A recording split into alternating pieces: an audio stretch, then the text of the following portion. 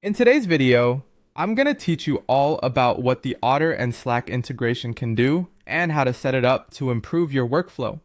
So if you're ready to blend the transcribing power of Otter with the communication prowess of Slack, you've come to the right place. Once you've connected these two powerful tools, a variety of features become available to enhance your productivity.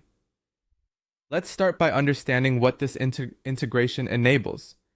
Firstly, it allows you to receive notifications right within Slack whenever you're mentioned, or if an action item is assigned to you in an Otter conversation.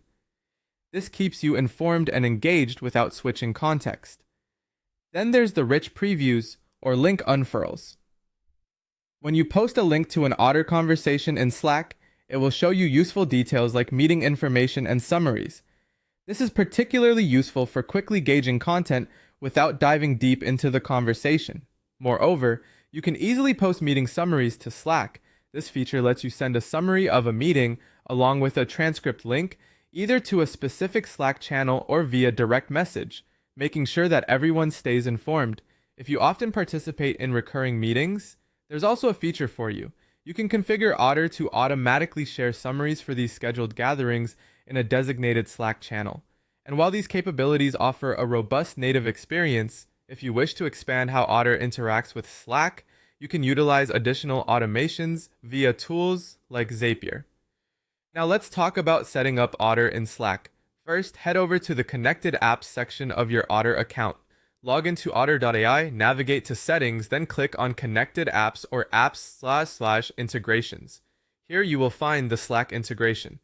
Simply click Add or Connect Slack to initiate the connection. If it's your first time linking them, you'll be prompted to Add to Slack, which involves granting certain permissions and specifying which Slack workspace Otter should access. Keep in mind that based on your workspace's rules, you might need admin approval to proceed. Next, you'll need to configure which Slack channels Otter is allowed to use. If a private channel is involved, remember to add the Otter app manually to the channel to enable posting.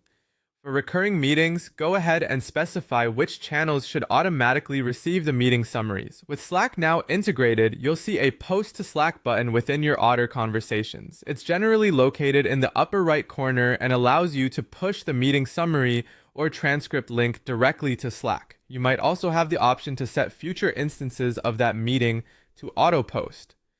Finally, it's time to test the setup. Create or select an existing meeting or recording in Otter, use the Post to Slack button, and then verify that the message alongside the link appears in Slack as expected. Double check that notifications for things like mentions and action items arrive seamlessly in Slack. And there you have it. You're now equipped with the knowledge to effectively use the Otter and Slack integration to streamline your communication efforts.